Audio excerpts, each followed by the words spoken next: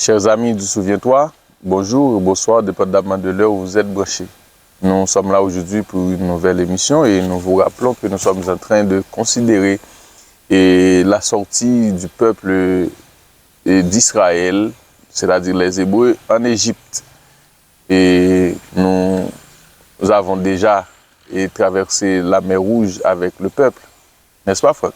Oui, Mackinson, nous avons déjà réellement traversé la mer Rouge et nous avons même vu la réaction du peuple après avoir traversé la mer Rouge. Mais tu me permettras quand même de saluer nos internautes et de leur dire combien nous sommes heureux d'entrer chez eux et d'apporter encore, comme d'habitude, notre émission Souviens-toi. D'accord, et moi aussi j'en profite pour te saluer, je te dis bonjour, Franck. Bonjour Mackinson et bonjour ou bonsoir à nos chers internautes. Nous faisons cette vidéo pour vous demander d'abord de vous abonner à notre chaîne. Parce que lorsque vous suivez nos émissions, mais vous ne vous abonnez pas, YouTube ne comprend pas qu'il y a beaucoup de gens qui ont besoin de ces informations. Donc vous devez vous abonner et comme ça, YouTube va interpréter votre abonnement comme signifiant que cette émission est importante. Vous devez après, en regardant les émissions, mettre un like.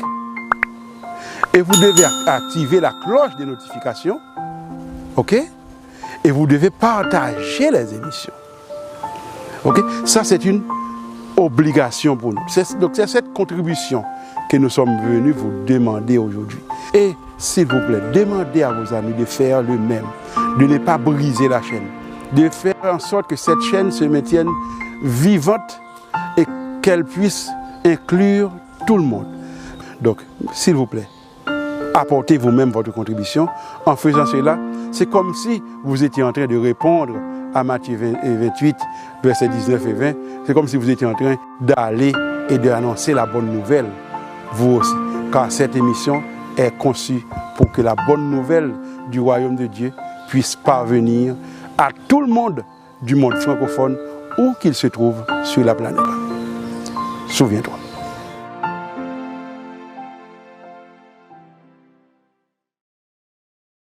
Ok, donc nous sommes toujours très heureux d'être ensemble.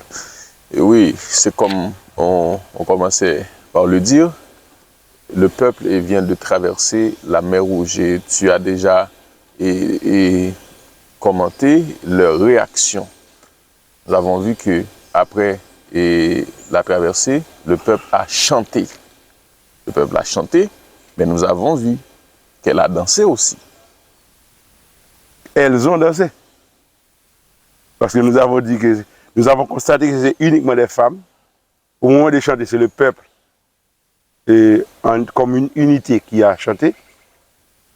Mais au moment de danser, c'est seulement les femmes qui ont dansé. Oui, est-ce que tu peux rappeler pour nous pourquoi c'était seulement les femmes? Alors, ce que nous avons constaté ce que nous avons compris à partir des informations fournies par l'archéologie, c'est que l'Égypte, c'est un pays religieux, mais c'est un pays panthéiste, où il y a beaucoup de dieux. Il y a des dieux pour tout. Pour la vie. Oui, pour polythéiste. Et pour la vie, pour la mort, pour le soleil, pour la lune, les étoiles, il y a des dieux partout. Et l'Égypte, dans la liturgie égyptienne, les femmes ont une fonction bien spécifique et leur fonction, c'est une fonction de réjouissance. Les femmes, c'est elles qui égayent les cultes, c'est à elles qu'il revient de satisfaire les dieux. Comment satisfaire notamment sexuellement. Ok? Et on a constaté que ce n'est pas une réalité uniquement égyptienne. On peut retrouver ça par exemple en Inde. En Inde, on utilise le mot devasa pour parler de la prostitution sacrée. Et on a vu aussi que au milieu du peuple d'Israël, la prostitution sacrée a été interdite. Lorsque le peuple sera à Canaan qu'il aura reçu les lois de Dieu, eh bien, Dieu a pris la précaution d'interdire tout usage, toute immixtion de prostitution sacrée dans son culte parce qu'il ne peut pas tolérer pareille chose. Ok. Donc, les Égyptiens ont cette pratique-là. Et les Hébreux, okay? Je crois qu'il vaut mieux dire Hébreux qu'Israélites, les Hébreux qui viennent de traverser la mer Rouge et ont laissé l'Égypte il y a seulement 3 jours. 3 jours. Et ils ont laissé l'Égypte après y avoir passé 400 ans. 400 ans. Donc, si tu considères 30 ans par génération, tu divises 400 par 30, tu verras combien de générations se sont succédées en Égypte. Donc, à la fin, nous pouvons conclure sans difficulté que 200, ce sont des Hébreux, mais de cerveau, de culture, de mentalité, de religion, d'habitude, de coutume, etc., de pratique, ce sont des Égyptiens. Ouais, nous sommes clairs là-dessus. Donc, Dieu a un travail énorme à faire pour éduquer ce peuple, pour rééduquer ce peuple, pour, si tu veux, je vais inventer un mot, pour déségyptiser ce peuple. Ok. Ok. Oui, et nos internautes vont comprendre. Et pour l'hébraïser. Ok. C'est-à-dire, pour faire en sorte que ce peuple cesse de se comporter culturellement et idéologiquement, religieusement comme les Égyptiens, pour se comporter comme l'Éternel se propose de le faire. Donc, qu'est-ce qui s'est passé? Évidemment, après le miracle de la mer Rouge, qu'il s'agisse de toi, de moi ou des Hébreux, je pense que la réaction allait toujours être la même. Il n'y a pas de discours possible, c'est l'émerveillement. Et devant l'émerveillement d'une telle ampleur, le plus facile c'est de chanter. Et le peuple a chanté. Le peuple a chanté pour glorifier Dieu. C'est la meilleure attitude à avoir. Mais tout de suite après le chant, ce que nous constatons, c'est que les femmes se sont mises à danser avec leur tambourin en main. Et la sœur d'Aaron, de Moïse aussi, Marie, certaines traditions disent Myriam. Donc, elles ont dansé. Pourquoi elles ont dansé?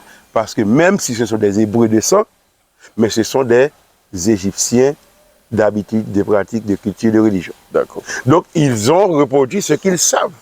Donc, pour toi, l'acte de danser de ces femmes-là, c'est une pratique égyptienne ajoutée à ce moment de louange. C'est une pratique égyptienne. Parce que normalement, lorsqu'on loue, adressé à Dieu, lorsqu'on loue son Dieu en Égypte, lorsqu'on fait, je ne dirais pas lorsqu'on loue, mais lorsqu'on offre un culte à son Dieu en Égypte, eh bien, cette partie de réjouissance, d'un point de vue liturgique, revient aux femmes. Ok. Et c'est pourquoi, après avoir chanté, les femmes se sont mises à danser. Ok? Les femmes se sont mises à danser. Et tu constates qu'aucun homme n'a pris son tambourin, aucun homme n'a dansé. Parce que les hommes ne font pas ça. Ça ne revient pas aux hommes, ça revient aux femmes. Ok? Donc, c'est une pratique religieuse égyptienne, païenne, de danser dans les moments de louange ou en présence de son Dieu. C'est une pratique païenne. Donc pour toi, c'est inadmissible dans un culte normal et au niveau du christianisme. Dans le christianisme, ce n'est pas admissible d'introduire la danse.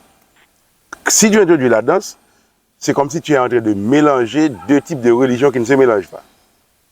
Parce que la religion, le christianisme, en tant que religion, est une religion à révélation. Tu l'avais expliqué, effectivement. C'est une religion à révélation. C'est-à-dire, Dieu, le Dieu des chrétiens, le Dieu auquel les chrétiens croient, et lorsque je dis le Dieu auquel les chrétiens croient, cela ne veut pas dire qu'il y a plusieurs dieux et que les chrétiens ont un Dieu pour eux. Je comprends. Je parle des conceptions des hommes. Dans l'univers, il y a un seul Dieu. Et tous les hommes cherchent à entrer en communication avec Dieu. Et Dieu veut que tous les hommes aussi le cherchent. C'est ce qu'il nous explique dans Actes des Apôtres, chapitre 17. Mais tout le monde ne trouve pas Dieu de la même manière. Donc, le Dieu auquel les chrétiens croient, lui, c'est lui qui prend l'initiative de se révéler. Donc, c'est pour cela que le christianisme est une religion à révélation. Et Dieu se révèle, et pour communiquer à ses enfants, il peut choisir plusieurs moyens, mais son moyen privilégié, c'est la prophétie. C'est-à-dire, il communique sa volonté à un prophète qui sert d'intermédiaire entre lui et son peuple. Ok, je comprends. Donc, le christianisme est une religion à révélation. Donc, par contre, si tu vois les religions égyptiennes, ce sont des religions à manifestation. C'est des religions à manifestation où on peut s'entraîner d'une certaine manière pour entrer en communication avec la divinité ou les divinités. Parce qu'en Égypte, il y en a plusieurs. Donc, danser, c'est une pratique qui correspond aux religions à manifestation, où la divinité communique à son serviteur ou sa servante à travers son corps. Et c'est ça l'usage du tambourin, la fonction du tambourin, c'est de provoquer la danse. Ok? Si on frappe des tambourins, tu ne fais pas un geste avec ton corps, c'est que tu es malade. Ok? Parce qu'à partir du moment où le tambourin est frappé, est joué, ce n'est pas ton cerveau qui guide ton corps, c'est ton corps qui contrôle ton cerveau. Donc c'est ton corps qui doit réagir. Et c'est ça l'usage du tambourin dans les religions à manifestation. Mais dans le christianisme, le culte que le Dieu chrétien reconnaît, qu'il admet, qu'il exige et qu'il recommande, c'est un culte raisonnable. Qu'est-ce que cela veut dire, un culte raisonnable? Romains chapitre 12, verset 1er. C'est un culte raisonnable. Un culte raisonnable, c'est-à-dire, il veut que c'est ton lobe frontal, qui est le siège de la pensée, de la conscience, de la raison, de la prise de décision, etc.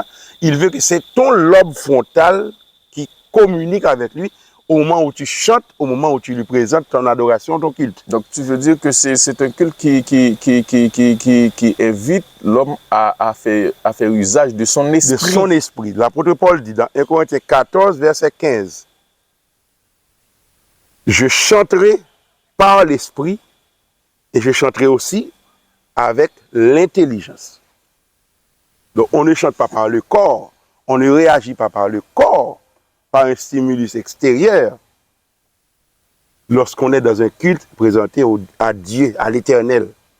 Ce n'est pas comme ça qu'on réagit. Donc, les chrétiens doivent être prudents à ce niveau.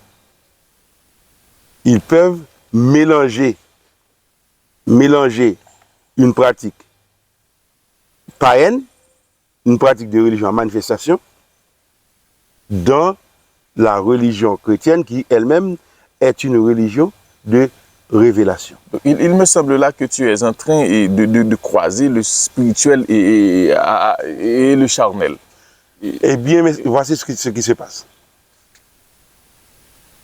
Et ce que tu observes dans Exode 15, versets 20 et 21,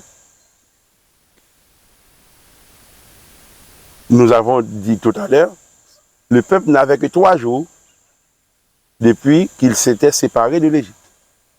Donc évidemment, Dieu avait dit à Moïse d'annoncer à Pharaon qu'il veut que son peuple aille le servir. Et Dieu prend un ensemble de dispositions. Le livre de l'Exode, c'est le début de ces dispositions-là. Ensuite, tu vas les voir dans Lévitique, dans Nombre, et ils seront répétés dans le Deutéronome. Okay. Donc c'est un ensemble de dispositions pour enseigner au peuple comment servir Dieu. Ça signifie que dans Exode 15, le peuple ne sait pas encore comment servir Dieu. C'est pourquoi... Donc, à partir de l'Exode 20, Dieu va révéler à Moïse sa loi. Ses 10 paroles. À partir du chapitre 25, il va demander à Moïse de lui faire un sanctuaire. Ensuite, il lui donnera tous les détails sur comment faire le sanctuaire, quel meuble il faut placer dans le sanctuaire, de quel bois ces meubles doivent être fabriqués. Il faut instituer un sacerdoce. Comment les prêtres doivent-ils se comporter, comment ils doivent s'habiller, quels tissus doivent être utilisés pour confectionner leurs vêtements et quels fils utiliser pour coudre ces vêtements. C'est-à-dire, Dieu ne laisse aucun détail au hasard. Il ne laisse rien en termes d'adoration, en termes de culte, à, je dirais, la créativité humaine. Voilà, la caprice de... Non, ce n'est pas les hommes qui vont utiliser leur créativité pour savoir comment plaire à Dieu. Non, Dieu, il donne, non seulement il donne les prescriptions, mais il donne les détails.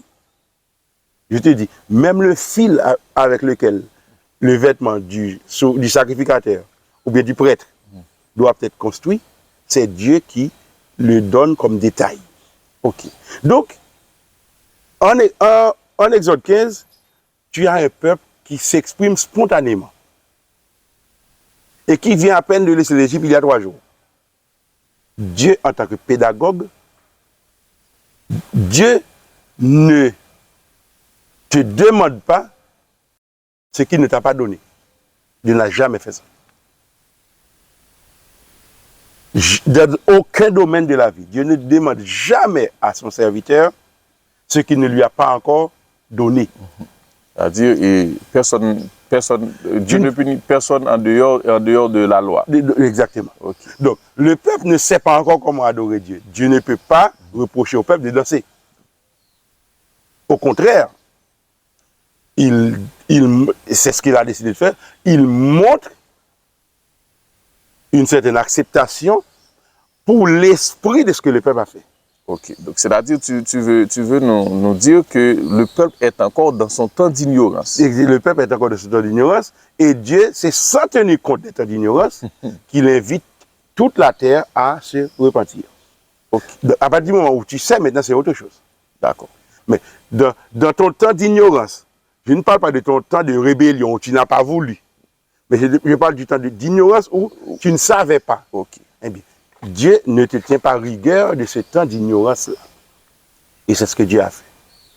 Mais la danse que le peuple a introduite après avoir chanté, ce n'est pas quelque chose qui correspond à la volonté de Dieu ou qui vient d'une pratique qui aurait été initiée par Dieu. Ça vient d'une pratique égyptienne que le peuple a apprise pendant son temps de vie en Égypte. Ok, sauf que pour moi, donc, tu es assez clair dans ton explication, sauf que pour moi, cela prêterait à confusion puisque, en fait, il y a beaucoup de textes, par exemple, dans la Bible qui enseignent qui parlent de la danse. Et on pourrait dire que, eh bien, la Bible enseigne la danse dans les cultes. Par exemple, si on prend le psaume 150, si on prend le psaume 147 et tant d'autres, on pourrait considérer. Et alors, n'est-ce pas une manière pour la Bible d'autoriser de danser dans... Je crois que tu es en train de faire une excellente, s'il y avait le mot, c'est ce que j'aurais utilisé. Bon, une excellente observation.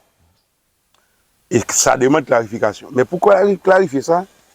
Ce que nous devons faire, c'est apprendre à lire la Bible. Ok?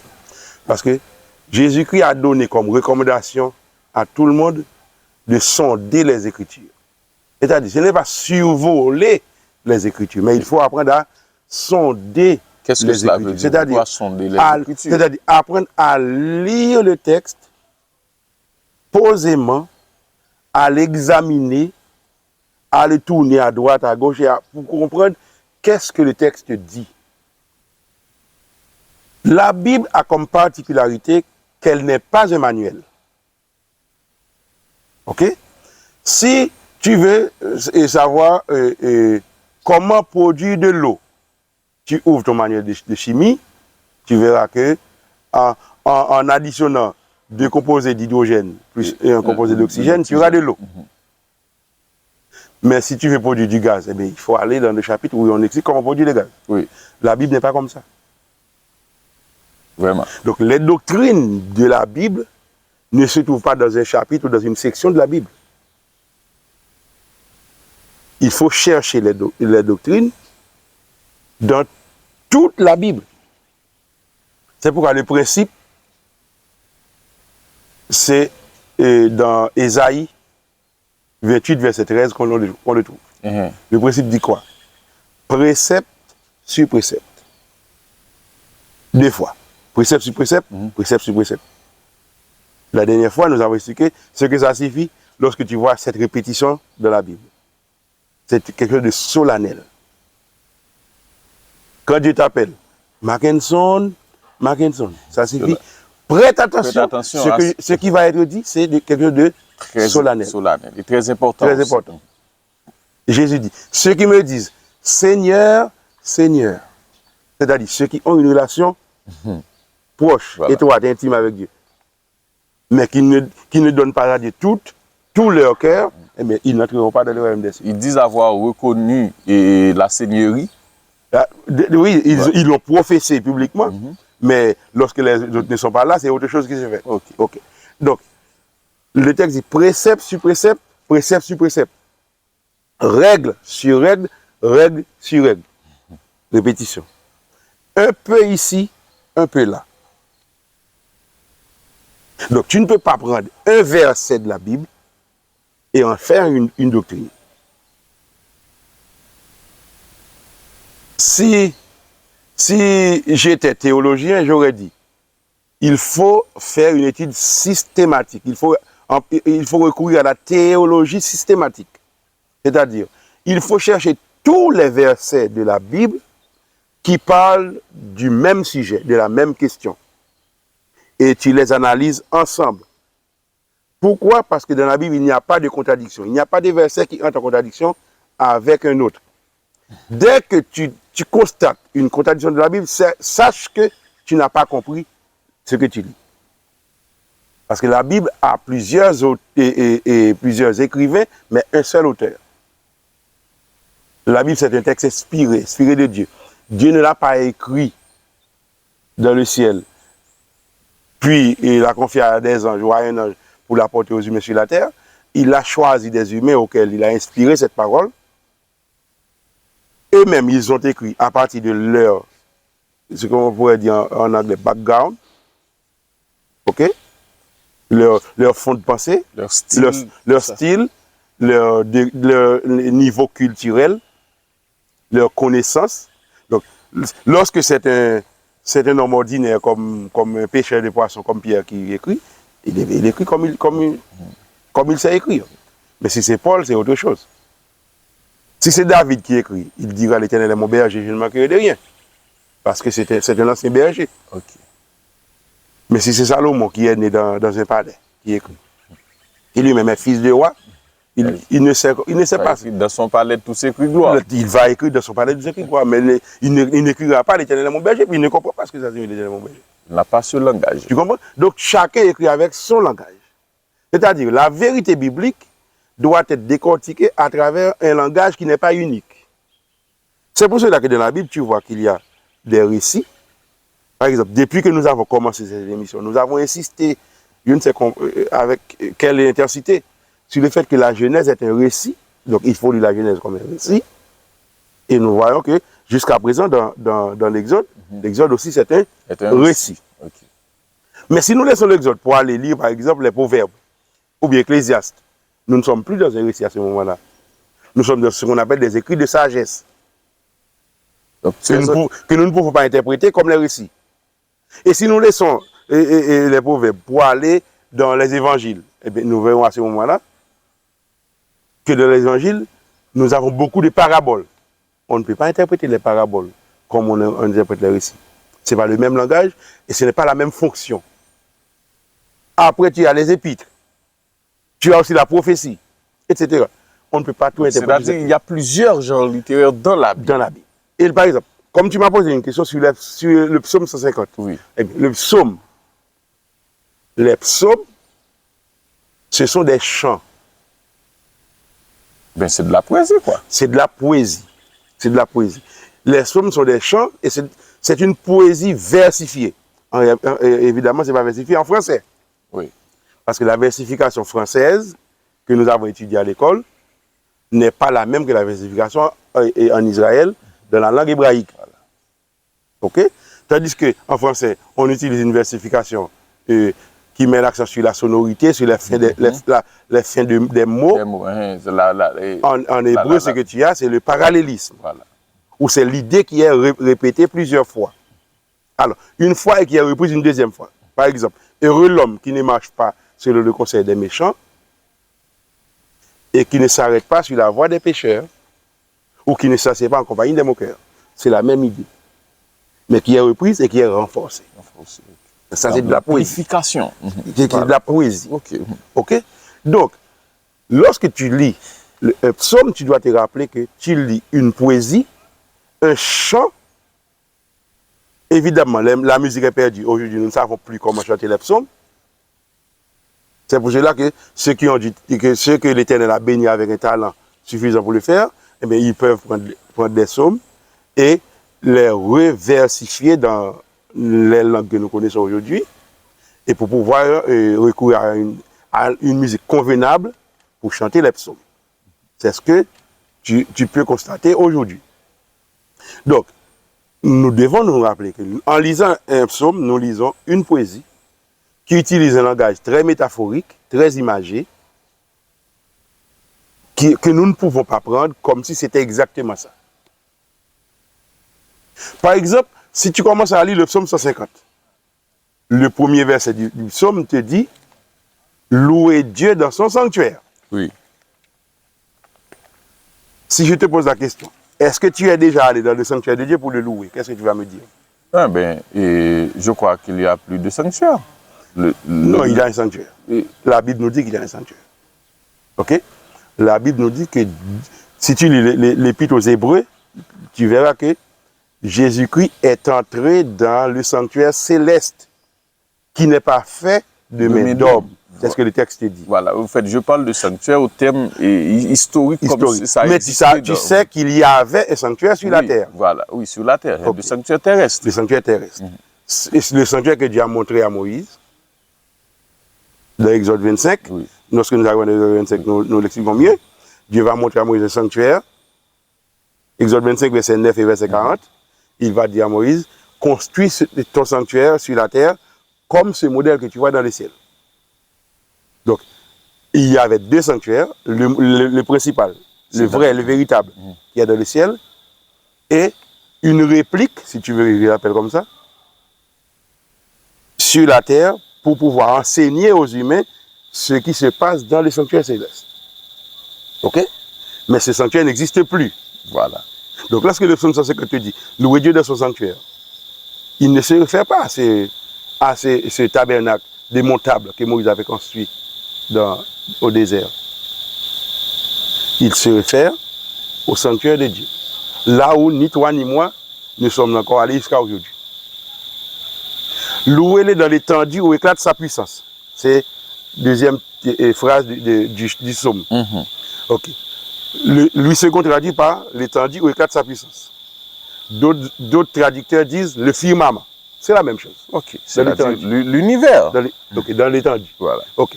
Sommes-nous déjà allés dans cette étendue pour louer Dieu? Non. Dans un avion peut-être, ou dans une fusée. Okay. Voilà. Donc tu constates que ce que le texte dit, ce n'est pas quelque chose que nous pouvons appliquer. OK. C'est-à-dire, si nous faisons une lecture mot à mot, comme si c'est chaque mot dans le texte qu'il faut appliquer, c'est impossible.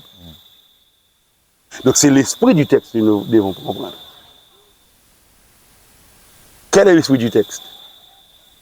C'est que c'est un texte qui nous dit, peu importe qui nous sommes, peu importe où nous nous trouvons, peu importe les moyens dont nous disposons, ce que nous devons faire, c'est glorifier Dieu, c'est louer Dieu. Le texte n'est pas en train de nous donner une doctrine sur comment nous devons louer Dieu. Le texte est en train de faire un appel à louer Dieu. Ce n'est pas une prescription sur comment louer Dieu, quel type de Oui, mais le texte mentionne des instruments, oui. par exemple. Ok, le texte mentionne des instruments. Et principalement les cymbales. Les cymbales sonores, les tambourins et les danses. Oui, les danses aussi, voilà. Mais tu sais, la danse ici, c'est pas la danse dans Exode 15. C'est pas comme... C'est pas la même chose. C'est une autre danse ici?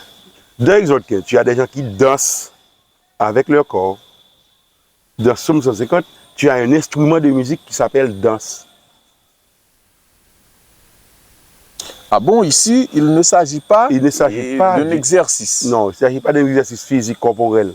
Comme c'était le cas pour Myriam et Marie et les autres femmes. Non, ce n'est pas la même chose. C'est que tu as dans Somme 150, c'est un instrument de musique, pareil à la flûte, avec des ouvertures pour faire sortir le son, et qu'on joue à la bouche.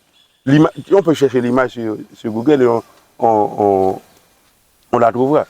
C'est un instrument de musique.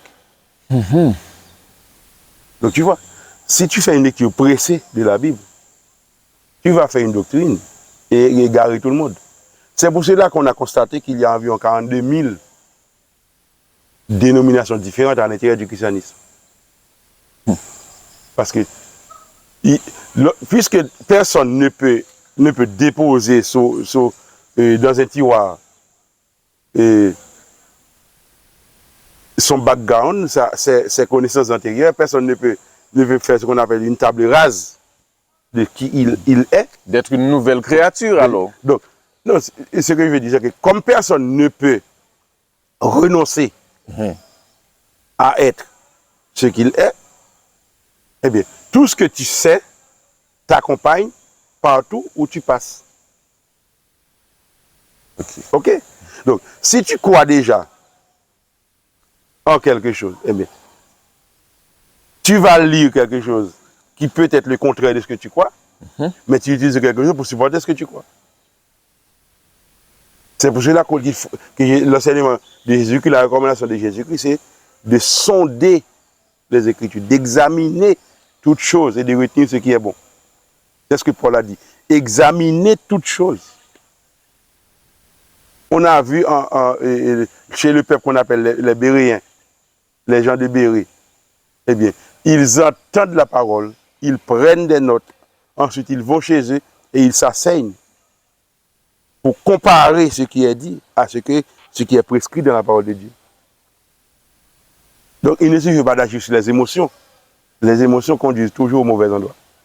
Ok? Donc, il faut apprendre à lire la Bible. Non seulement on ne peut pas faire une doctrine à partir d'un verset, notamment si ce verset est opposé à d'autres textes de la Bible, mais on ne peut pas lire un texte comme le texte comme il n'est pas recommandé de lire le texte, uniquement parce que ça correspond à ce que tu souhaites. Nous venons de dire que même le fil avec lequel les vêtements des sacrificateurs devaient être cousus a été indiqué par Dieu. C'est-à-dire, ce n'est pas ce que tu veux, ce n'est pas ce que tu aimes, ce n'est pas ce qui correspond à ton goût, ce qui correspond à ta culture que tu vas offrir à Dieu. Dans ce cas, les textes nous serviraient de prétexte. Les textes nous serviraient de prétexte. Alors que ce qu'il faut faire de préférence, c'est comprendre le texte dans son contexte. Okay. C'est ça qui est recommandé. Mais dans la Bible, tu ne verras jamais de recommandation de Dieu concernant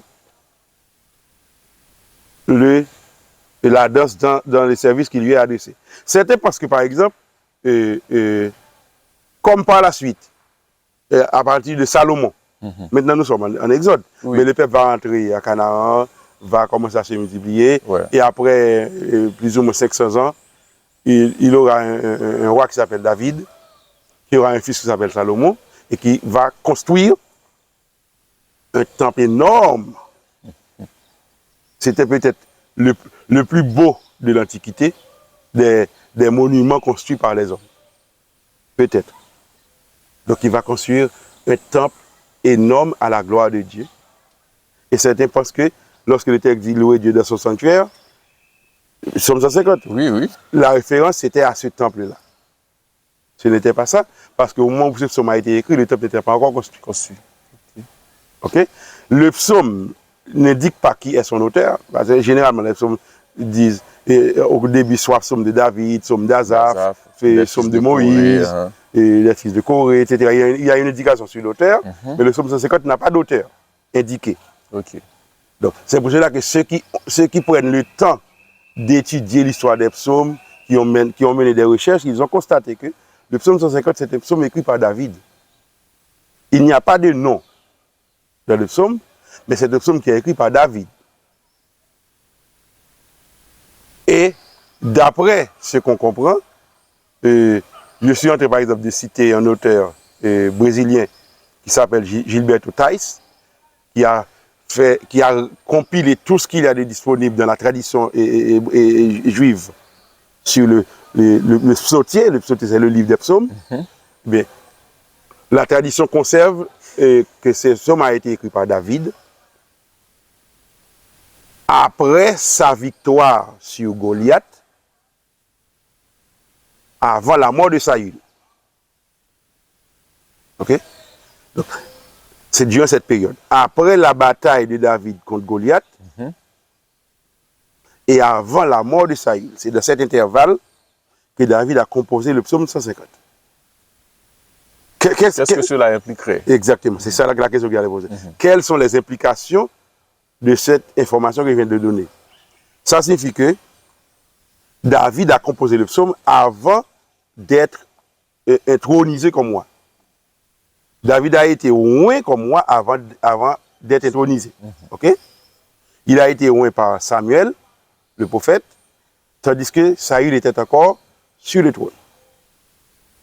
Okay. Au moment où il a composé ce psaume, il était déjà oint comme moi, mais il n'avait pas encore accès au trône parce que le roi régnait encore. Le roi, c'était Saül.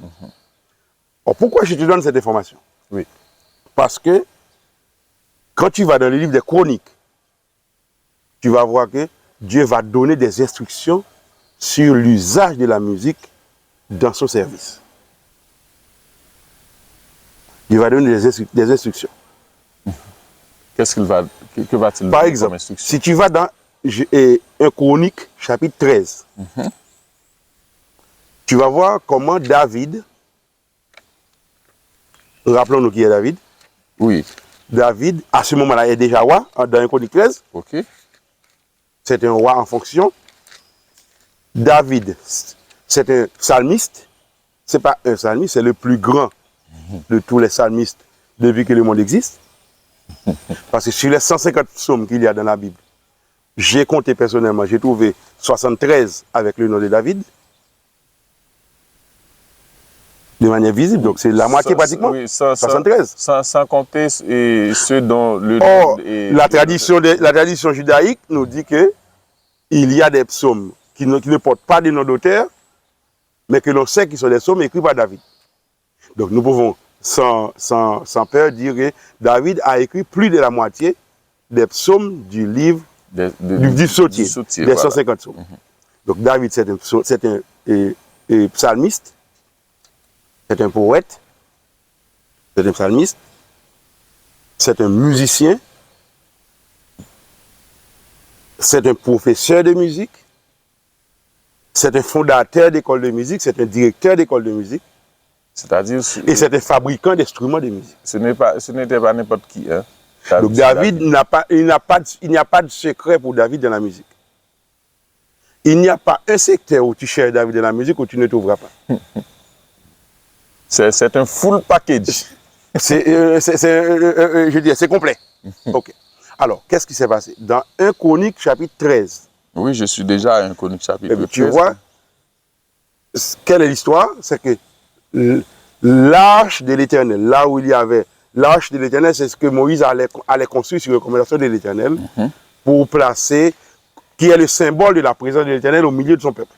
Okay. Bon, je résume ça rapidement parce qu'il arrive un moment où nous parlons de ça en détail. Donc, à un moment dans l'histoire, pendant que Saül, alors un peu avant que Saül ne devienne roi, celui qui était le juge, à l'époque on l'appelait juge, s'appelait Élie, et ses enfants avaient pris l'arche de l'Éternel parce qu'ils étaient attaqués par les Philistins, c'est un peuple voisin qui étaient les ennemis du peuple hébreu. Mais pour dissuader les Philistins de ne pas guerroyer contre les Israélites, les fils d'Élie avaient pris l'arche et étaient partis en guerre avec l'arche.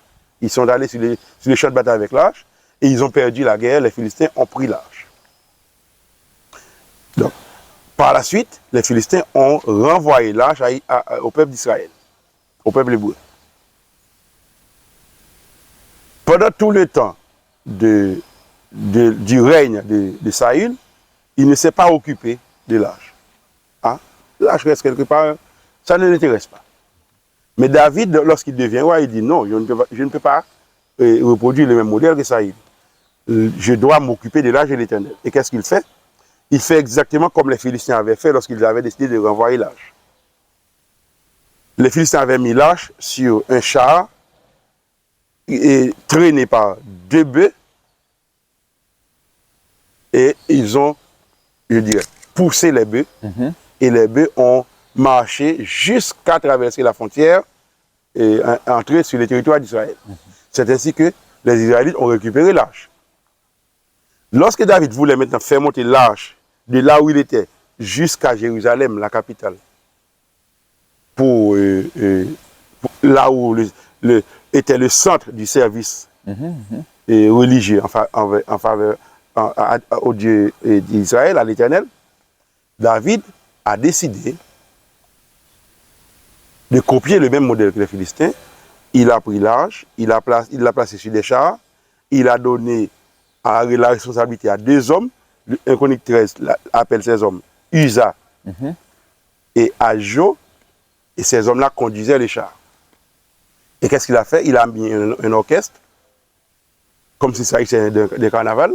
Il y a un char qui est devant, et il y a un orchestre avec des instruments qui sont cités. Je crois que c'est au verset 8. Les instruments sont cités.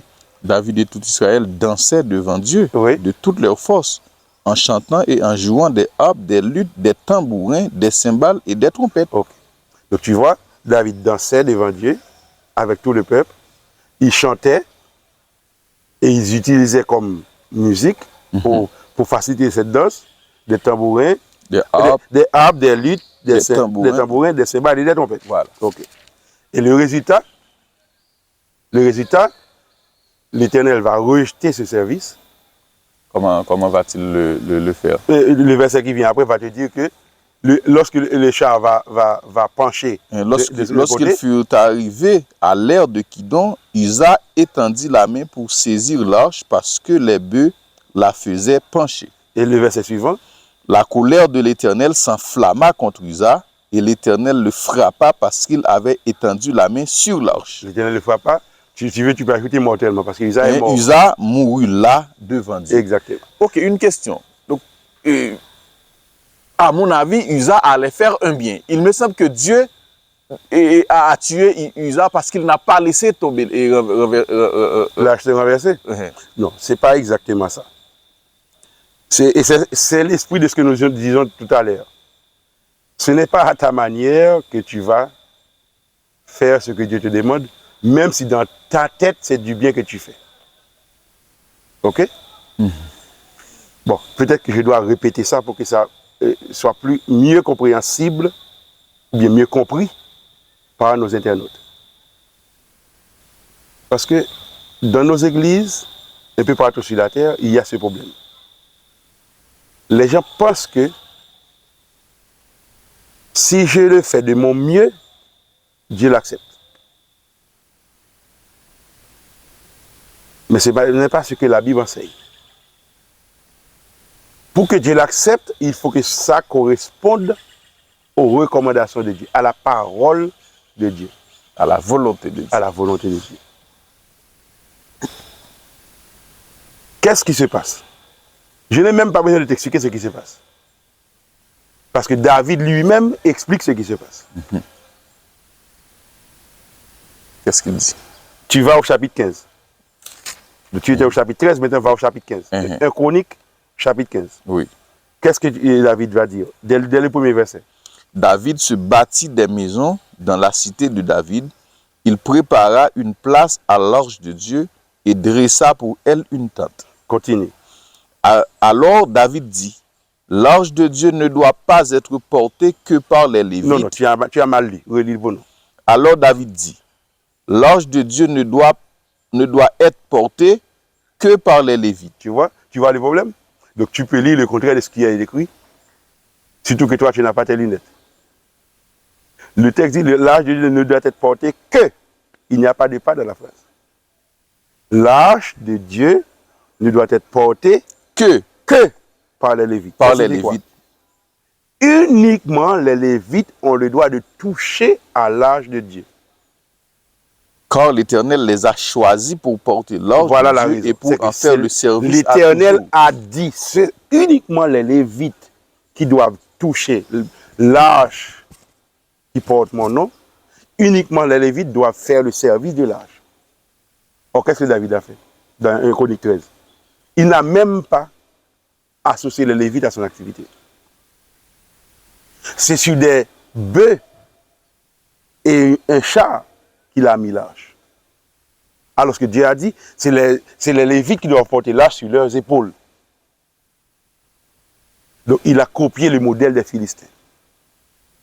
Parce que ce sont les Or, Philistins si qui... tu lis dans Exode, à partir du chapitre 25 jusqu'au chapitre 40, tu verras que Dieu, il dit quelle doit être l'épaisseur de la barre qui doit être utilisée pour transporter l'arche. Quelle doit être sa longueur. Il n'y a aucun détail n'est laissé inaperçu. Il a donné toutes les précisions possibles. Il a donné toutes les précisions possibles. Il a donné la mesure. OK? Et il a dit comment il faut tailler la barre et comment il faut la sculpter. Et la barre ne doit jamais sortir du meuble, de l'arche. Parce que dans cette arche, tu sais ce qu'il y a là-dedans? C'est les deux tables de la loi qui contiennent les 10 commandements. Parce que, soit dit en passant, cette arche qui est une reproduction du vrai modèle qui est dans le ciel, est en train de nous enseigner que dans le ciel, il y a l'arche de Dieu qui contient les 10 commandements. Donc les 10 commandements, ce n'est pas pour toi et moi, ou pour les Juifs, ou pour les Américains, c'est la loi de l'univers. L'univers, ok. C'est la loi de l'univers. Bon, nous fermons cette parenthèse. Donc, c'est-à-dire, tu es comme en train de nous dire que même les anges du ciel sont tenus d'obéir aux 10 commandements. Je ne veux pas traiter un autre sujet à l'intérieur du sujet que nous sommes en train de traiter, mais c'est exactement ce que nous sommes en train de dire. Tout l'univers est régi par la loi. De toute manière, nous y reviendrons. Il faut mieux y revenir à partir du chapitre 20. Voilà. Mais tout l'univers est régi par la loi de Dieu. L'ordre est la première loi du royaume de Dieu. L'ordre. Et c'est ce que Dieu nous enseigne dans l'Exode. L'ordre. Donc, l'Éternel ne pouvait pas agréer la cérémonie organisée par David pour transporter l'arche, parce que la cérémonie était mal planifiée et mal exécutée. L'arche ne devait être portée que par les Lévites. Et c'est David qui le dit lui-même, après avoir pris conscience de son erreur. Je dis toujours, c'est peut-être la raison pour laquelle Dieu dit que David, c'est l'homme selon son cœur. Parce qu'il n'est pas arrogant, il n'est pas rebelle. Il est toujours prêt à faire. Il est un pécheur, il est peut-être le pire des pécheurs. Mais lorsqu'il pêche, il reconnaît son péché et il l'abandonne. C'est parce que David, c'est un homme, tout ce qu'il fait est bon. Au point que certains disent, David a dansé, et bien nous pouvons danser aussi. Non, c'est pas ça.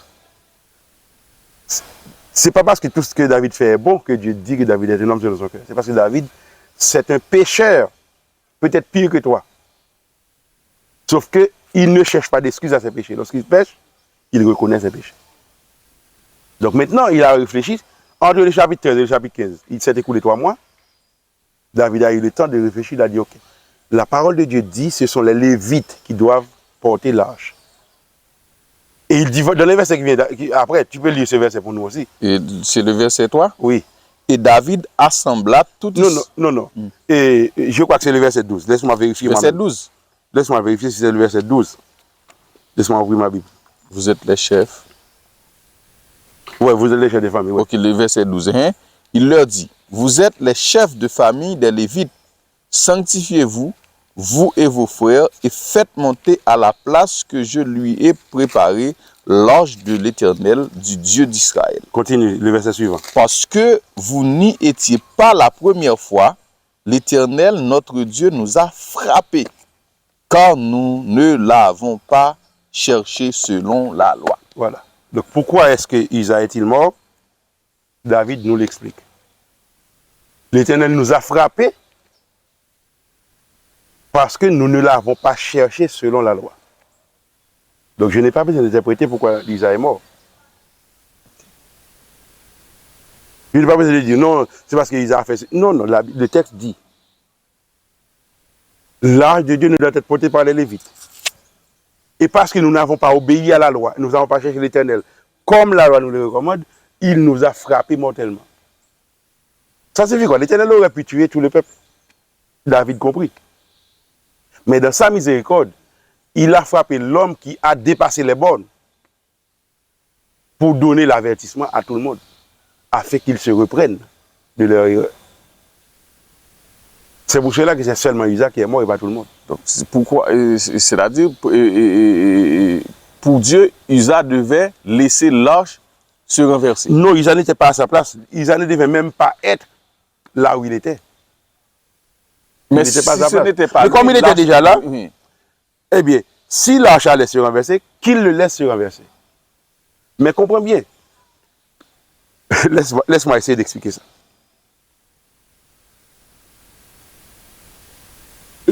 La pire chose que tu peux faire, c'est faire à perfection ce que tu n'aurais jamais dû faire. C'est la... Je reprends ça pour que tu comprennes, pour que ça dans ton esprit. Oui, tu veux? Ok. Le pire qui puisse t'arriver, c'est de te dédier corps et âme à faire à la perfection quelque chose que tu n'aurais jamais dû faire. C'est-à-dire, tu gaspilles ton énergie. Tu n'aurais jamais dû faire ça. Voilà que tu es en train de faire tous les efforts pour que ça sorte à perfection. C'est ce qui est arrivé à Isa. Isa n'était pas à sa place. Isa n'aurait jamais dû se retrouver en train de conduire l'arche de l'Éternel. Bon, de toute manière, nous y reviendrons. Donc, ce que tu dois comprendre, c'est que Isa était animé d'une bonne volonté. Mais la bonne volonté ne suffit pas avec Dieu. Ok? Ça signifie quoi? L'enseignement à tirer, c'est que ce n'est pas parce que nous aimons quelque chose, ou bien parce que nous le faisons avec joie, avec de la gaieté, avec dévouement, ou avec des intéressements, que Dieu va l'accepter. Ok, je comprends. Dieu l'accepte uniquement si ce que tu fais correspond à sa volonté, correspond à ce qu'il dit. Okay. Donc, pour conclure sur le chapitre 15 de Chroniques et comprendre le problème avec toute la cérémonie, c'est que à partir du chapitre 15, David prend conscience maintenant de ce qu'il aurait dû faire. Il a appelé les Lévites et il s'est adressé au chef des Lévites pour lui dire de demander, de commander aux autres Lévites de se purifier pour pouvoir porter l'arche.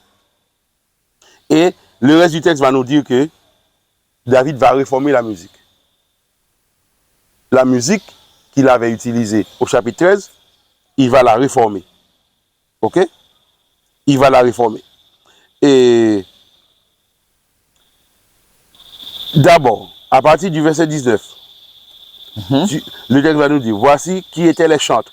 Les chantres, Éman, Asaph et Étan. Et eux-mêmes, ils utilisaient les cymbales d'airain. C'est ce qu'on appelait les maestros. Ce n'est pas le mot qui est utilisé, mais c'est ça l'idée.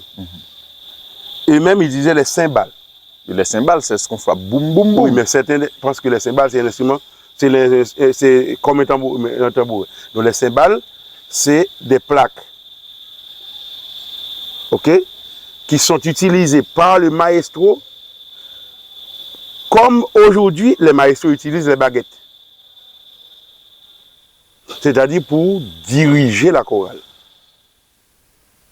C'est pas pour jouer la musique, mais c'est pour diriger la chorale.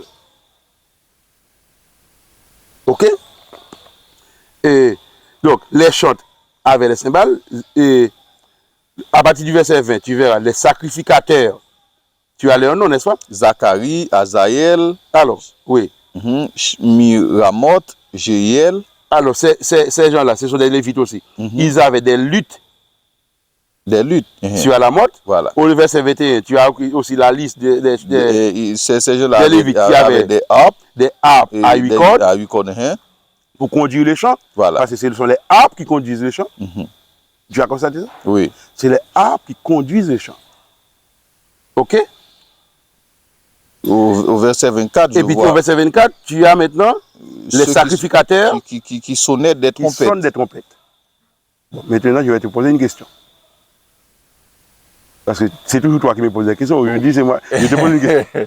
Maintenant, lorsque tu compares cette liste d'instruments que nous venons de voir au chapitre 15 avec la liste du chapitre 13, qu'est-ce que tu constates? Bon, je constate qu'il y a que les tambourins ne sont pas mentionnés ici. Au chapitre 13, tu avais des harpes, des luttes, des tambourins, des cymbales et des trompettes. Des trompettes. 5. Ici, je vois tous les autres sauf. Ici, tu vois tous les autres sauf le tambourin. Le tambourin. Non, sauf le tambourin. C'est le premier constat à faire. Maintenant, va au chapitre 16. Qu'est-ce que tu vas voir? Tu vas voir que désormais, la liturgie va être instituée. L'arche est rétablie à sa place, la liturgie est instituée maintenant. Quand nous disons la liturgie, Dieu dit, voici comment il faut m'adorer, voici comment il faut conduire le culte. C'est comme un retour aux anciens sentiers. Exactement. Eh bien, voici l'ordre que David va donner. Alors, voici comment il va faire. Verset 4. 1 Chronique 16, verset 4. Il remit à des Lévites la charge de faire le service devant l'arche de l'Éternel, d'invoquer, de louer et de célébrer l'Éternel, le Dieu d'Israël. Verset 5. C'était Asaph, le chef. Asaph, c'est le maestro. Zacharie, c'est le maestro. C'est le second. Jéiel, Shemiramoth. Ce sont des noms difficiles. Voilà. Obed, ils avaient des instruments de musique, des luttes et des harpes, et Asaph faisait retentir les cymbales. Les sacrificateurs Benaja et Jasagel sonnaient continuellement des trompettes devant l'arche de l'alliance de l'Éternel. Okay. Alors, résume-moi la situation maintenant. Tu vois maintenant, la charge de louer l'Éternel va être confiée aux Lévites. Et tu vois comment ça va se faire. Les maestros ont des cymbales pour diriger la chorale.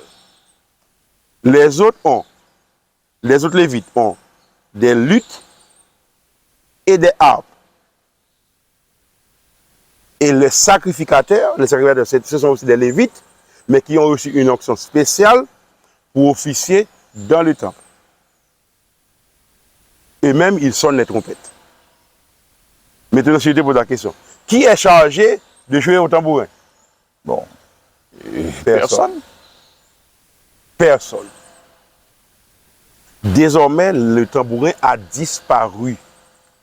Donc, tu veux nous dire qu'ici, qu'il n'y a plus de place pour la danse? Il n'y a jamais eu de place. Mais le peuple, oui, qui était culturellement des Égyptiens, avait gardé le tambourin jusqu'à David. David lui-même avait gardé le tambourin. Parce que c'est un héritage qu'ils avaient apporté de l'Égypte et qui avait fait son chemin dans la vie du peuple jusqu'à ce moment-là.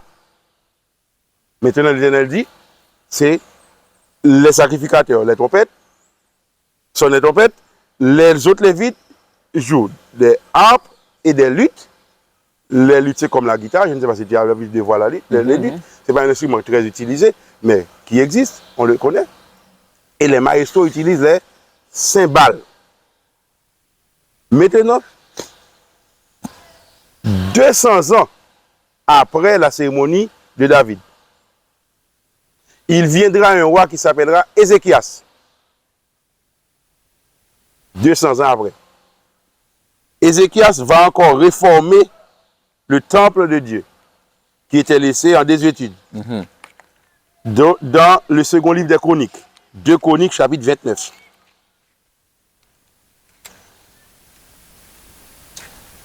De Chroniques, chapitre 29, verset 25, va nous dire voilà ce que fait le roi Ézéchias.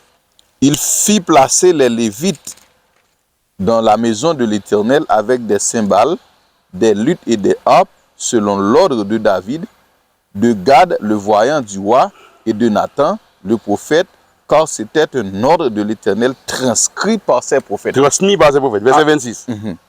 Les Lévites prirent place avec les instruments de David et les sacrificateurs avec les trompettes. Ok. Maintenant, tu peux maintenant répondre à la question pourquoi il n'y a pas de cymbales, il n'y a pas de tambourin. Bon, comme le texte te dit, c'est que c'était un ordre de l'Éternel transmis par ses prophètes à David. Je comprends bien. Donc, ce n'était pas une décision que David avait prise de par lui-même. Ce n'était pas une décision de David. Et ce n'est pas par oubli non plus. Notez que le texte dit les instruments de David, c'est-à-dire c'est David qui fabrique les instruments. Nous n'avons pas lu tout le chapitre 16 de 1 Chronique. Mais si tu avais lu le chapitre 16, tu allais voir que David avait fabriqué les instruments pour être joués au temple. Il n'avait pas fabriqué de tambourin. 2 Chroniques 29, verset 25 maintenant nous explique pourquoi le tambourin a été enlevé. Le tambourin a été enlevé parce que c'était un ordre de l'Éternel. Mais je suis intéressé à la manière dont l'ordre a été transmis. Le texte dit que c'était un ordre de l'Éternel transmis par ses prophètes. Tu sais pourquoi c'est intéressant ça? Parce qu'aujourd'hui, ceux qui sont musiciens pensent qu'ils ne peuvent recevoir de conseils que des musiciens comme eux. Beaucoup pensent comme ça.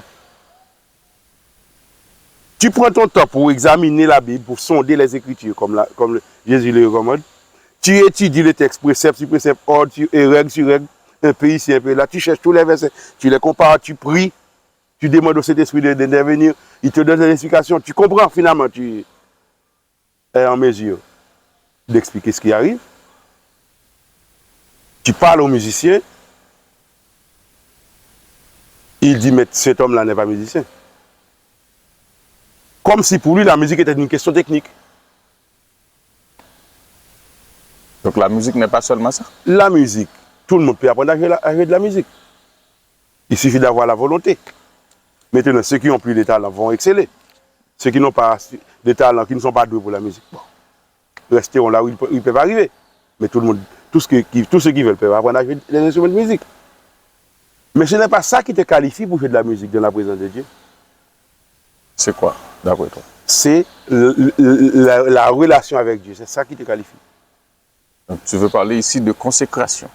Ok, tu as vu que, exactement, c'est ça le mot, c'est consécration. Tu as vu que l'ordre de Dieu, c'est que l'arche ne doit être portée que par les Lévites. Et qui sont ceux que David a établis pour jouer de la musique? Les Lévites. Les Lévites. Qui est le Lévite? Donc le Lévite, c'est celui qui s'occupe de la parole de Dieu. Parce que nous avons dit que l'arche de Dieu contient les 10 paroles de Dieu. Donc le Lévite, c'est celui qui est le plus proche possible de Dieu, de sa parole. C'est à celui-là que Dieu confie la fonction de jouer de la musique. Et pour donner à David les instructions sur comment la musique doit être jouée dans son temple, Dieu n'a pas envoyé un musicien auprès de David. Ce sont ses prophètes. Et il n'a pas donné une vision ou un rêve à David, un songe la nuit. Il a confié ce message à un prophète qui n'était pas musicien. À Nathan et à Gad. C'est à eux que Dieu a confié la parole, dit d'aller dire à David, voici ce qu'il faut faire. Mais les musiciens d'aujourd'hui, puisqu'ils sont très talentueux, ils savent manier très bien les instruments, Ils n'ont jamais étudié les sujets de la musique philosophiquement. Ils savent jouer aux instruments. Certains sont d'excellents musiciens. Moi, il y en a que je considère comme d'excellents musiciens. Et c'est un plaisir de voir leur dextérité sur les claviers, etc. Ils jouent très bien. Mais c'est un talent qui convient à la scène et non à la chair où le nom de Dieu est évoqué. Mais quand tu t'arroges le droit de leur dire non, voici comment l'Éternel dit que la musique doit être jouée. Il te répond, ou bien d'autres te répondent, ou bien même s'il ne te le dit pas en face, mais après tu te dis, mais ce type-là, il ne connaît rien en musique, il n'est pas musicien. Écoute, David, je vais répondre, David, en plus d'être psalmiste et poète, il était musicien, il était professeur de musique, directeur d'école de musique, fondateur d'école de musique. Fabricant d'instruments. Fabricant d'instruments de musique. Donc, personne. Mais pour que David sache comment utiliser la musique dans le service de Dieu, Dieu a choisi d'envoyer des prophètes qui n'étaient pas musiciens pour lui donner ses instructions. Ok? Qu'est-ce qu'il manquait à David? Je crois qu'aujourd'hui, je vais abuser de mon expérience de professeur. Je vais répéter ça. Ok? David, malgré toutes ces qualités qu'il avait, musicien, professeur de musique, directeur de musique, fondateur d'école de musique, fabricant d'instruments de musique, malgré tout ça, pour que David sache comment utiliser la musique, parce que David a quand même fait des erreurs dans la musique malgré tout, au point qu'un homme a été tué à cause d'un mauvais comportement de David dans la musique. Donc Dieu a choisi d'instruire David sur comment utiliser la musique. Dieu a choisi comme instrument de lui envoyer un prophète qui ne savait pas jouer d'instruments de musique. C'est ça que le texte nous enseigne. Du coup, on y 29, verset 25, 26 et 27. Okay. Donc David avait la compétence, mais il n'avait... Techniquement, personne n'était plus compétent que David. Mais philosophiquement, il n'était pas à niveau. Il n'avait pas l'esprit. Il n'avait pas encore l'esprit de la musique. Parce que la musique n'est pas que technique. La musique est aussi philosophique. Donc nous devons être très prudents avec le sujet de la musique. Parce que depuis que nous avons commencé cette émission, nous insistons chaque jour sur le grand conflit cosmique. La grande controverse entre Dieu et Satan. Mais cette controverse a commencé dans le ciel au sein de la chorale.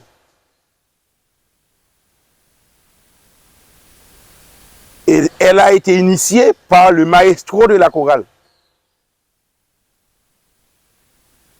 Celui qui était le meilleur de tous les musiciens parmi ceux que Dieu a créés. C'est lui qui a initié la rébellion contre Dieu dans les ciels, au sein de la chorale.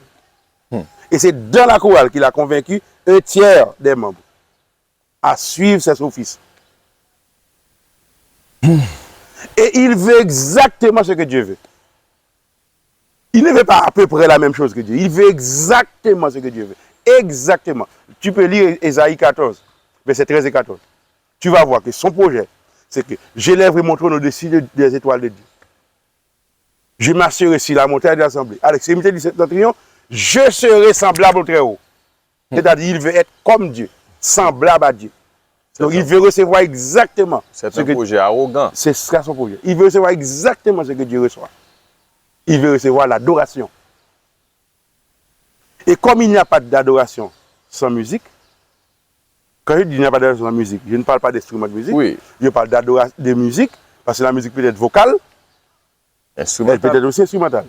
Et la voix humaine, c'est le meilleur instrument que Dieu a donné aux humains. Tu l'avais répété la voix. La semaine dernière, effectivement. Donc, s'il veut réellement s'accaparer de l'adoration, le plus facile pour lui, c'est de modifier la musique. Parce que s'il modifie les paroles, personne n'est imbécile, personne n'est dupe, personne ne va se laisser tromper. Ce qu'il doit modifier pour être adoré, c'est la musique. Ce n'est pas les paroles. Et c'est ce qu'il a fait.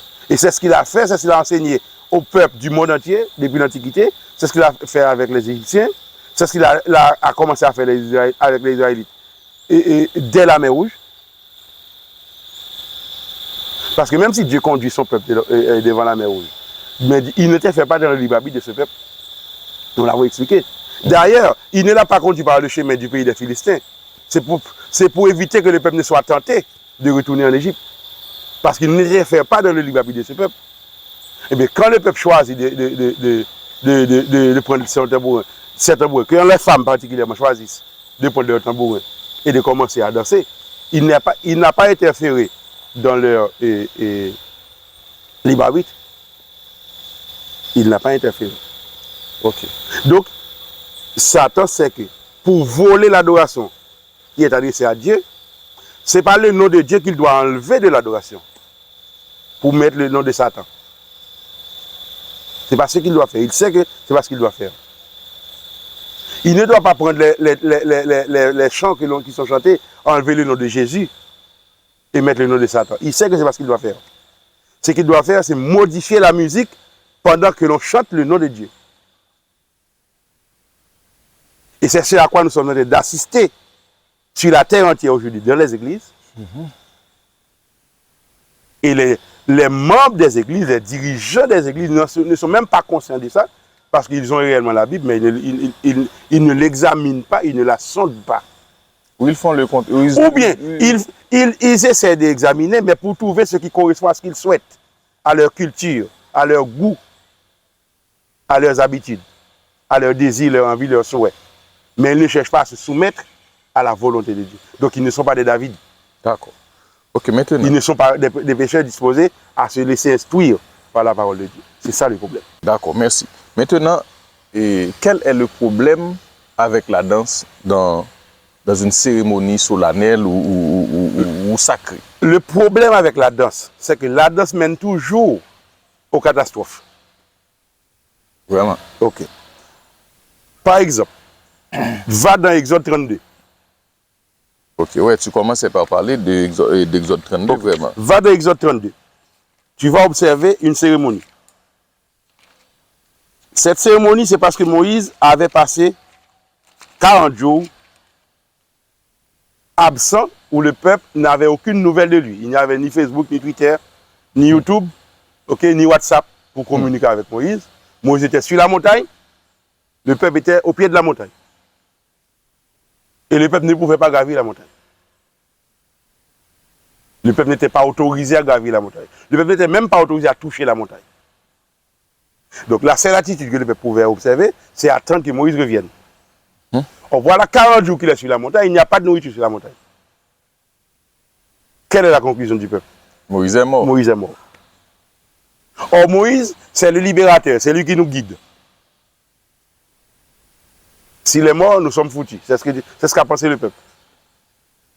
Maintenant, le peuple a dit à Aaron, le frère de Moïse, maintenant que Moïse est mort, fais-nous un Dieu qui marche devant nous. Pourquoi dit-il, fais-nous un Dieu qui marche devant nous? Parce que c'est ce qu'il connaissait en Égypte. En Égypte. Voilà. Fais-nous un Dieu qui marche devant nous. Aaron, qui est ce que j'ai appelé dans mon livre un dirigeant liquide. Ce que j'appelle un dirigeant liquide, c'est un dirigeant qui ne prend pas les rênes pour guider le peuple, mais c'est un dirigeant qui cherche à identifier la tendance du peuple pour pouvoir se conformer à cette tendance-là. Ce sont des dirigeants liquides. Ce sont ceux que nous avons le plus actuellement, des dirigeants liquides. Eh bien, Aaron, qui est un prototype de dirigeant liquide, a dit au peuple, ok, pas de problème, apporte-moi tout ce que vous avez en or. Bracelets, tout ce que vous avez en or, les anneaux, apportez-moi. Les bijoux. Tout, ok? Et puis je verrai ce que je ferai. Et comme Aaron, c'était un homme de métier, qui savait manier l'acier, le fer, etc., l'or. Donc, il a coulé tout ça dans un moule, il l'a poli, et il a fabriqué un veau d'or, la tête d'un veau, de veau avec l'or qu'il a reçu. Et Aaron, après avoir fait ça, lorsqu'il a présenté le veau par devant le peuple a dit, ah, Israël, voici notre Dieu. Donc le veau maintenant est élevé au rang de Dieu. Mais Aaron, un bon dirigeant liquide, qui ne veut pas s'opposer à son peuple, encore moins se le diriger, il a profité pour dire, bon, on lit. Ok? Lorsqu'Aaron vit cela, je lis au verset 5, il bâtit un autel devant lui. Et il s'écria, demain, il y aura fête en l'honneur de l'Éternel. Écoute, l'homme vient de fabriquer un veau d'or. Le peuple dit, voici notre Dieu. Maintenant, c'est le veau d'or qui est notre Dieu. Mais Aaron, qu'est-ce qu'il dit? Il récupère la situation.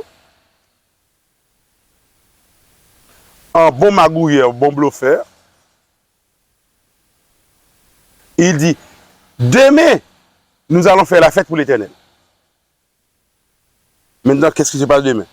Le lendemain.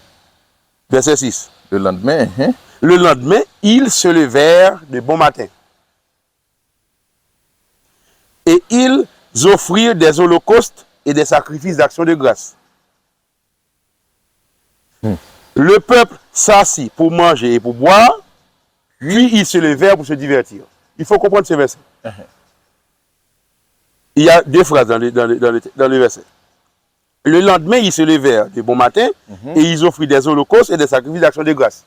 À qui sont adressés ces holocaustes et ces sacrifices d'action de grâce? Et à l'Éternel. À l'Éternel. Parce que c'était ça la proposition d'Aaron. Oui. À l'Éternel. Deuxième phrase. Le peuple s'assit pour manger et pour boire, puis il se levait pour se divertir. À qui sont adressées maintenant ces activités? Eh bien, au veau d'or. au veau d'or. Donc, Aaron essaie de satisfaire les deux. Les deux divinités. Il veut avoir à la fois le beurre et l'argent du beurre. Il veut manœuvrer à la fois la chèvre Et le chou. Il veut ménager les deux. Il veut ménager la chèvre et le chou. On adore l'Éternel, mais on se divertit aussi devant le veau d'or. Alors, ce qui arrive, c'est que ce texte est tellement bref qu'on peut passer toute sa vie à le lire et ne pas le comprendre. Parce que ce texte est expliqué par l'apôtre Paul. C'est l'apôtre Paul qui nous explique ce que ce texte signifie. Dans 1 Corinthiens, l'apôtre Paul va nous dire que signifie le peuple s'assit pour manger, pour boire, puis il se levait pour se divertir. 1 Corinthiens chapitre 10. 1 Corinthiens 10. Ok. Je n'ai pas le temps de lire tout le chapitre, donc je vais lire à partir du chapitre 7, du verset 7. Lis pour moi, 1 Corinthiens 10, verset 7. Ne devenez point idolâtres comme quelques-uns d'eux, selon qu'il est écrit. Le peuple s'assit pour manger et pour boire, puis ils se levèrent pour se divertir. Continue la lecture. Ne nous livrons point à l'impudicité comme quelques-uns d'eux s'y livrèrent, de sorte qu'ils en tombèrent 23 000 en un seul jour. L'apôtre Paul nous dit maintenant, lorsque le texte dit le peuple se leva pour se divertir, le peuple est en train de pratiquer l'impudicité. Tu as vu ça dans le texte? Oui, je vois ça. Donc, il se levait pour se divertir signifiait il pratiquait l'impudicité. Oui, l'impudicité, par Et c'est quoi exemple. l'impudicité? Par exemple, il mangeait des choses bizarres, il adorait le faux Dieu, il dansait. L'impudicité signifiait qu'il pratiquait de l'orgie. L'orgie. C'est-à-dire, c'était une fornication collective. C'est-à-dire, il posait des actes sexuels. Ils avaient des relations sexuelles devant le Dieu. Ah bon. C'est ce qu'ils faisaient. Orgie, c'est-à-dire, ils faisaient de la prostitution sacrée comme ils avaient l'habitude de le faire en Égypte. Ils se levaient pour se divertir. Ils ont dansé. D'ailleurs, il y avait une musique, je dirais, très, très bruyante, au point que Josué, qui était l'aide de camp de Moïse, qui l'accompagnait, lorsqu'il a entendu ce bruit, a pensé qu'il s'agissait d'une guerre. Il a dit à Moïse, j'entends dans le camp un bruit de guerre. Donc Josué pensait que c'était une guerre. Donc c'est signifie qu'il y avait beaucoup de musique, notamment avec les tambourins. Et les gens, l'apôtre nous explique, ils pratiquaient l'impudicité. C'est-à-dire, ils étaient en train de pratiquer la même prostitution sacrée dont ils étaient habitués, avec laquelle ils étaient habitués en Égypte. Au moment d'offrir des sacrifices aux faux dieux. Ah, eh bien, c'est ce que la danse a entraîné.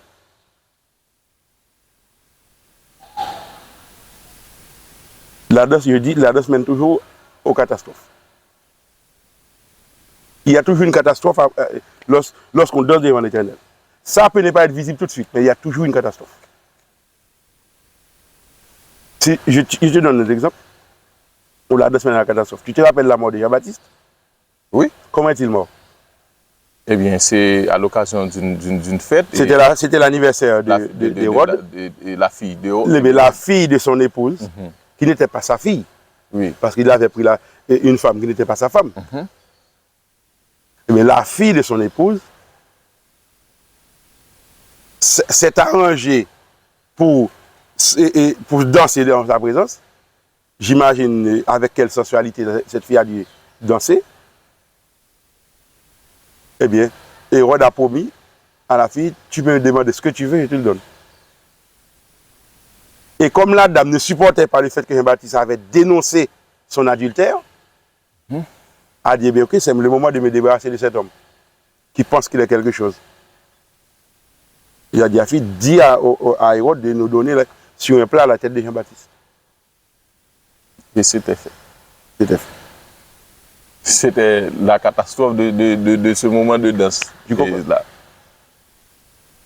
Écoute, je vais maintenant te donner une information. De 1 Chronique 13 jusqu'à aujourd'hui, la danse a disparu des pratiques du peuple de Dieu. Ok? Les tambourins ont disparu à partir de 1 Chronique 13 jusqu'à aujourd'hui. Sûrement tu vas me dire, mais il y a un Chronique 13, c'est devant, mais il y a Somme 150 qui est bien je te parle du point de vue chronologique, pas du point de vue de l'organisation de la Bible. Parce que la Bible n'est pas organisée chronologiquement, la Bible est organisée thématiquement. Ok. C'est pas le livre qui est écrit en premier qui est placé en premier. C'est pas le livre qui est écrit en dernier qui est placé en dernier. Ok. Lorsque David a écrit le psaume 150, où il a écrit louer avec les tambours et avec les danses, il n'avait pas encore reçu ces recommandations transmises par Gad et par Nathan venant de l'Éternel. Il n'avait pas encore reçu cette information. À partir du moment où, dans 1 Chronique 15, on institue la liturgie, le service sacré, Dieu n'a confié à personne la responsabilité de jouer au tambourin. Et dans la Bible, on ne va plus jamais utiliser le tambourin. Et le livre de l'Apocalypse, qui nous montre des scènes où Dieu est adoré dans le ciel, toutes les adorations, toutes les scènes où Dieu est adoré dans le ciel, dans le livre de l'Apocalypse, c'est toujours une assemblée qui se prosterne ou bien qui joue de la harpe. Il n'y a aucun mouvement corporel dans les adorations qui sont offertes à Dieu dans le ciel. Aucun mouvement corporel. Et c'est exactement pour cela que Dieu a éliminé la percussion de l'adoration qu'il reçoit. Il l'a éliminé. Notamment ce que les techniciens appellent la percussion rythmique. C'est-à-dire qui donne le rythme à la musique et qui fait danser les gens. C'est la fonction des batteries, c'est la fonction des tambourins. La batterie, c'est la fille des tambourins. Les tambourins, c'est l'ancêtre de la batterie. Ok, donc c'est la même famille? Non, c'est la même chose. C'est pas la même famille, c'est la même chose. La même chose. Le tambour, la batterie, c'est un jeu de tambourin. Les filles, les femmes qui devant la mer Rouge avaient chacune un tambourin. Maintenant, tu as un batteur qui a 8 tambourins. Ou bien 7 tambourins, ou bien 6 tambourins, ça dépend de la batterie. Toutes les batteries ne sont pas identiques. Donc il y a ce qu'on appelle un djum set. La batterie, c'est djum set. Tambourin, c'est djum. Tu comprends? Oui, tambourin, c'est djum. Donc c'est parce que nous parlons français. Si nous étions des anglophones, nous aurions appelé la batterie djum. Djum. Et excuse-moi, nous aurions appelé les tambourins djum et la batterie djum set. Ok. Donc un ensemble de tambourins. Ok. Donc Dieu ne veut pas de ça dans son culte. Même si tu penses que c'est comme ça que tu dois le faire parce que c'est ce que tu aimes, c'est ça ta culture parce que tu es noir, tu es blanc, tu es rose, ça c'est ton problème. Ok. C'est ce que tu as envie, c'est ce que tu peux faire. C'est ton problème. Dieu ne l'accepte pas. Oui, mais toutes les églises le font. Ça c'est ton problème. Dieu dit non. C'est non. Ok. Point final. Et dans ce cas, et succinctement, que devons-nous faire dans les églises ou que doivent faire ce que les églises doivent faire, les dirigeants, alors les dirigeants, ce que les églises au niveau du christianisme, bien entendu. Ce que les dirigeants des églises doivent faire, c'est ce qu'a dit le fameux prédicateur C.D. Brooks, qui est mort il y a quelques années, mais qui était un fameux prédicateur, un grand pasteur noir américain, qui avait dit avant de mourir, I want my church back. Ok, tu traduis vous, mais au moins. C'est difficile à traduire en français, mais je dirais, je veux retrouver mon église. Je veux retrouver mon église. Je voudrais retrouver mon église. Ou bien rendez-moi mon église. C'est une façon de citer sans le dire, Jérémie chapitre 6, verset 16. Jérémie chapitre 6, verset 16. C'est l'Éternel qui parle aux dirigeants de son peuple. Qu'est-ce qu'il a dit? Il leur dit, placez-vous sur les chemins. Regardez et demandez. Quels sont les anciens sentiers? Quelle est la bonne voie? Marchez-y et vous trouverez le repos de vos âmes. D'accord. Ok. Merci. Le problème, c'est que ces dirigeants, après avoir entendu l'appel de Dieu, ils ont donné leur réponse à Dieu. La réponse, c'était quoi? Nous n'y marcherons pas. Ok. Bon, de toute manière, l'invitation, c'est de retourner aux anciens sentiers. L'invitation, c'est de retourner aux anciens sentiers. C'est-à-dire retourner au christianisme tel que Dieu nous l'a transmis. Pas tel que nous l'avons transformé aujourd'hui. Ou nous la concevons. Tel que Dieu nous l'a transmis. Et s'il vous plaît, évitons ce que nous avons appelé dans les années antérieures le syndrome de Pharaon. Le syndrome de Pharaon, c'est de croire que nous avons déjà la vie éternelle garantie. Nous n'avons pas besoin d'obéir à la parole de Dieu. Évitez d'avoir ce syndrome des dirigeants de Benjamin qui avaient répondu à l'Éternel dans Jérémie 6, verset 16, nous n'y marcherons pas. Vous pouvez ne pas y marcher. D'ailleurs, vous êtes libre de choisir où marcher. Mais sachez que si vous n'y marchez pas, vous ne serez pas, vous serez au dernier jour parmi ceux-là auxquels Jésus dira, je ne vous ai jamais connu. D'accord. Donc si je voulais résumer, je dirais que puisque la danse dérange la solennité du culte, bon, il faudrait, sinon il faut éliminer ou bien éviter de danser ou éliminer tout instrument. Exactement. Toutes les musiques qui sont des incitations à la danse. À la danse. Ce sont ces musiques-là qu'il faut enlever. Okay. Donc, dans ce cas, il faut enlever les instruments qui produisent ces musiques aussi. Ok, juste pour garder la solennité et des moments d'adoration. Et un dernier mot, c'est qu'il faut éduquer ceux qui sont nos musiciens pour qu'eux-mêmes ils soient des lévites. C'est-à-dire pour qu'ils apprennent ce que Dieu recommande.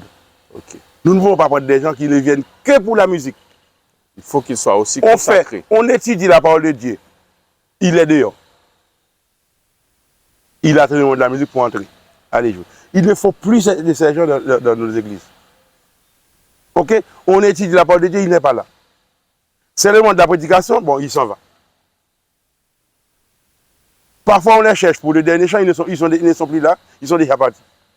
Parce qu'ils ne sont pas des adorateurs, ils ne sont pas des étudiants de la Bible, ils ne s'intéressent pas aux études bibliques qui se font au sein de l'Assemblée.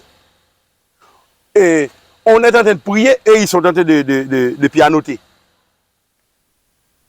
On est en train de prier. Qu'ils se mettent à genoux pour prier aussi. Ils ne prient pas. Il est en train de jouer tandis qu'on est en train de prier. Et sans se rendre compte, ce qu'il fait pendant la prière déconnecte les adorateurs de la prière pour les connecter à ce qu'il fait. Ouais. Parce que la prière a besoin de ton raisonnement. C'est pour ça que Dieu donne un culte raisonnable. Mais ce qu'il fait en tant que sur le clavier n'a pas besoin de ton raisonnement pour entrer dans ta tête. Je l'avais expliqué. La musique entre directement se passer par ton raisonnement. Donc il faut réformer la musique. Si on ne réforme pas la musique, on ne réforme pas notre adoration. Et la Bible nous met en garde. Le dernier conflit, juste avant le moment de retour de Jésus, se joue autour de l'adoration. Donc, soit nous adorons Dieu, soit nous adorons la bête. Nous adorons le dragon, le serpent ancien qui est le diable et Satan. Et c'est dans la musique, pas dans les textes qui sont chantés, c'est dans la musique qu'ils volent notre adoration. merci. Merci Franck. Et vous, chers internautes, nous vous remercions de votre fidélité à cette émission et d'avoir participé avec nous. Nous vous donnons rendez-vous à la plus prochaine. Et n'oubliez pas qu'ici c'est Souviens-toi.